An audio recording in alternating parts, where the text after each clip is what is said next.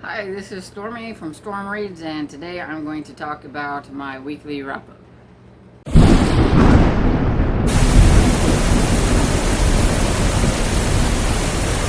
So, like I said, I was going to talk about my weekly wrap up, and this, instead of, there's two books that I read that I'm not going to talk about because I'm going to put them with my August wrap up, and so I don't want to like repeat myself by talking about them twice in like a couple of days. So just know that there were two other books that I did read, but right now I'm just going to talk about the four books that I finished from the 1st to the 4th. And so the first book I have is The Box in the Woods by Maureen Johnson, and this is the fourth book in the Truly Devious series. Originally, I believe the Truly Devious series was supposed to be just a trilogy about Stevie at Ellingham Academy, but I'm thinking maybe it was a little bit popular, and so they decided to let the author maybe go a little bit longer with the series. And this one has Stevie, but she's in a different setting. So this one has this guy emails her, and he owns a camp, and at this camp in like I believe the 70s there was a brutal murder. There was like 4 people murdered there, and so he wants her to come and spend time at the camp and kind of work there as a counselor. She can bring a couple of friends, and they can all stay there and kind of just help her out and work there at the camp. And so she goes and does this, and when she gets there, she's kind of bamboozled, I guess, by the guy, Carter, I believe is his name, who announces while they're having like some kind of get together. It was kind of like a memorial for one of the ladies that was killed, and her sister was there, and like it was a way to bring the whole town out, but it was not very nice because he announced then and there that he had brought Stevie in and that he was doing a podcast about the whole thing. Well, Stevie had no clue about this, and so she was not happy at all because now the townspeople aren't going to want to talk to her as much. Like even the sister didn't really want to talk to her at first. And so it was like, you want me to solve this, but you do this to me and don't even tell me you're going to do it, and you ruin everything. But yeah, it was really good. I really enjoyed it, and I gave this one 4 stars. The next book that I have is Murder with Peacocks by Donna Andrews. This is the first book in the Meg Langslow series, and this one I was reading for not only the magical readathon to read a book that it's been on your TBR and you're really interested in wanting to read it. It's also the the new to me author for the scavenger hunt that we're doing these prompts in the Discord, the Killing Time with Cozies.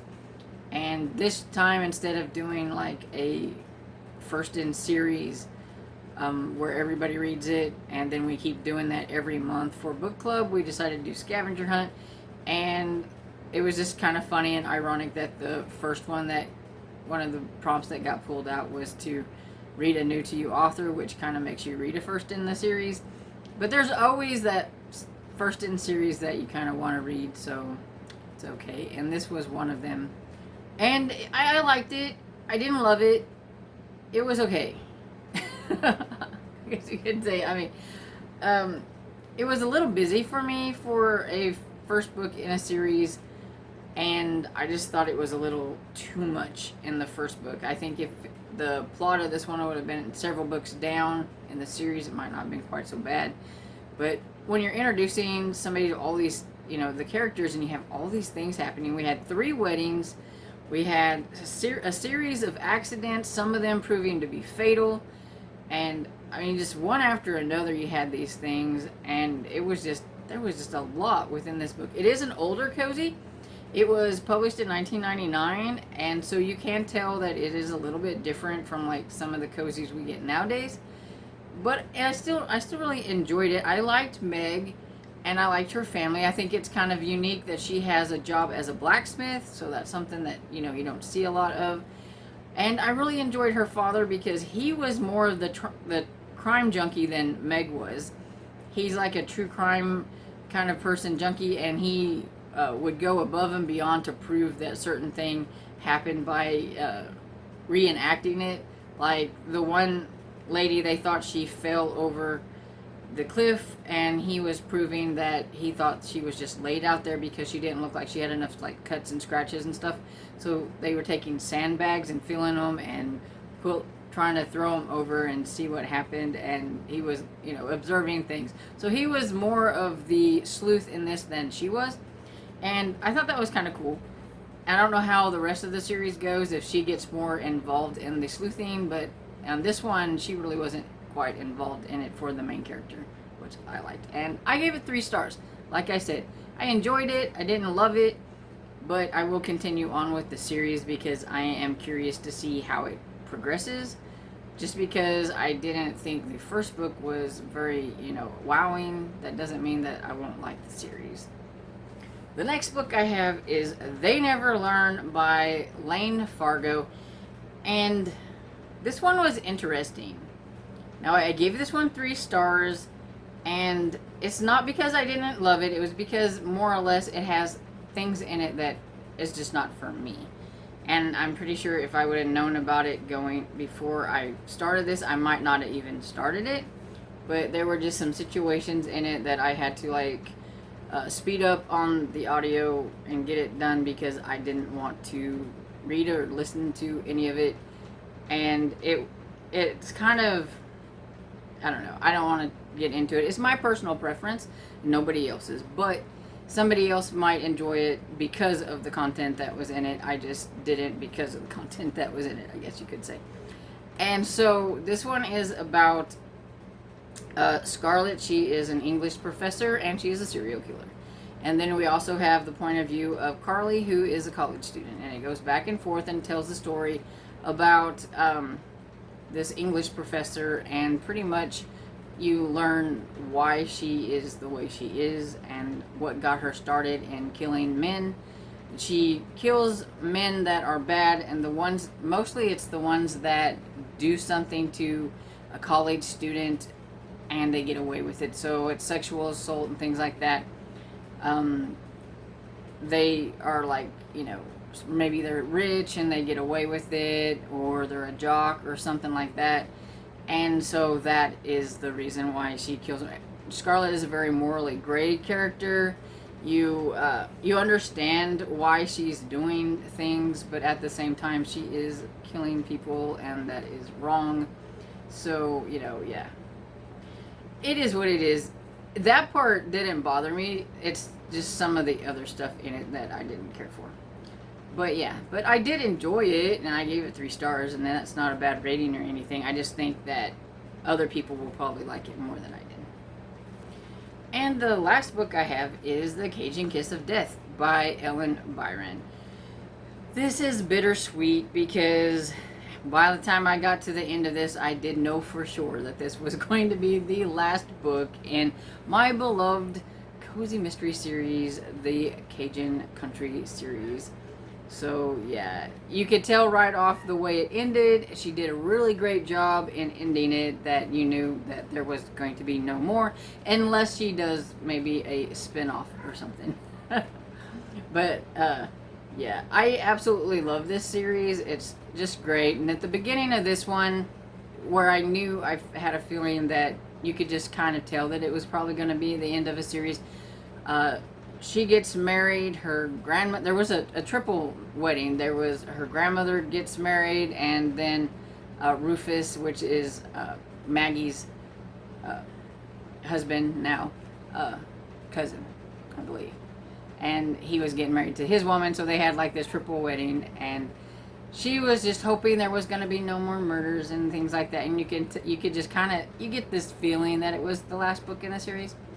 And so yeah, there's a kind of celebrity chef who was wanting to open a Cajun restaurant, gets killed, and her friend JJ is the prime suspect. And even though her husband Bo knows that he didn't do it, that it doesn't look good for him. He's trying to find all these alternate suspects, but it's not looking good for JJ. And so of course she's going to have to try to figure out what happened in this one last sleuth for my favorite cozy.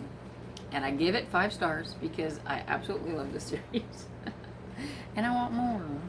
So I'm kind of sad. But oh well. All good things come to an end, I guess. There's always a reread. So again, like I did, I believe last week, I'm just going to go ahead and put what I'm currently reading and what I'm hoping to get read. I'll go ahead and latch it onto this video. And so I am currently reading Ghost Girl by Ali... Is it Malinenko? Malinenko? I probably butchered that, but there's that. And this one is a middle grade. I just realized that was like a person, and it's like really spooky. I just realized that. Okay, moving on. Okay, so this is a middle grade horror book, and it has some pretty cool little creepy scenes in it that I think young readers would really enjoy. And I think if you know somebody that is really into spooky books that is young, they would probably enjoy this. And the main character, her name is Zara, but she likes to be called Z. And she learns throughout this that she has the ability to speak to ghosts, but she also is a storyteller. And so she tells a lot of stories, and so how do you know if she's actually telling the truth or not a story whenever she's trying to explain about the bad things that she is seeing and the things that are happening and these dogs chasing her and all that kind of stuff and ghosts talking to her and things. And there is two of the adults in her school are missing. I think it's the principal and the counselor, I think. Well, then they get a new principal because they learn, I guess that maybe there was a note or something that the principal has run off, and since the counselor is a woman and she's gone, everybody thinks they ran off together. And so now they got a new principal, and he's really strange, and he's a very annoying character, but you know that he's the kind of sinister character. Then she doesn't trust him. She can tell that something is off about him, and he's always telling everybody that they need, if there's something they want, they can get it, they can achieve it, and all that stuff. And like her and her sister hadn't talked to their father in a long time, and all of a sudden her sister starts getting telephone calls from their father. It's kind of mysterious. She doesn't trust the principal, and I like it. And I'm almost done with this one, so I should be able to finish this one up tonight. I'm also reading Murder at the Botanic Gardens by Andrea Penrose. This one is the 5th book, I believe, in the Rexford and Sloane series. It's one of my favorite historical mystery series. And this one, of course, the murder takes place at a botanic garden, and I'm only like 5% into it. And the progression of relationship with Rexford and Sloane has come along pretty well when we get to this one. And they were at a party together, and somebody dies. You see it you read about it at the beginning, and then somebody runs and gets him later on, wanting him to come and look over the body because they've heard all these stories about him and how he solves crimes with Charlotte, is her name, Charlotte Sloane. And so they want him to look over things because I think the one guy thinks something little hinky is going on. Some people think that he's been ill before, that maybe he had a heart attack, but I think he saw something different, and he's wanting Rexford's opinion on it. So that's as far as I've gotten into this. I think about 7% maybe. So I am also trying my hand at this one, which is The Case of the Gilded Fly by Edmund Crispin. Looking at the wrong thing. It's the first Genovese Finn mystery. He's an Oxford English professor. And it's an older book, and I'm not quite sure if I'm going to vibe with the writing style, which I'm kind of bummed about. I'm hoping that if I just give it time, I will be okay. But it's got like these huge like paragraphs with no breaks in it, and it just goes on and on like that. And there's a lot of like huge paragraphs, and I'm hoping there's gonna be more dialogue than just huge paragraphs. See, there they are, like again, it's like huge paragraphs. I'm just not a big fan of that, and so we'll see. But it's probably a good thing I'm getting started on it now, so that maybe by the end of the month I can finish it up. If I just have to read a little bit of it at a time.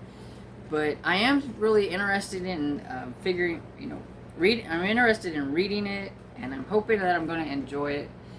But we'll see. This is for read a book, a first in series for the series September challenge, and it was also for the latest book that I purchased because I just got this like a couple months ago.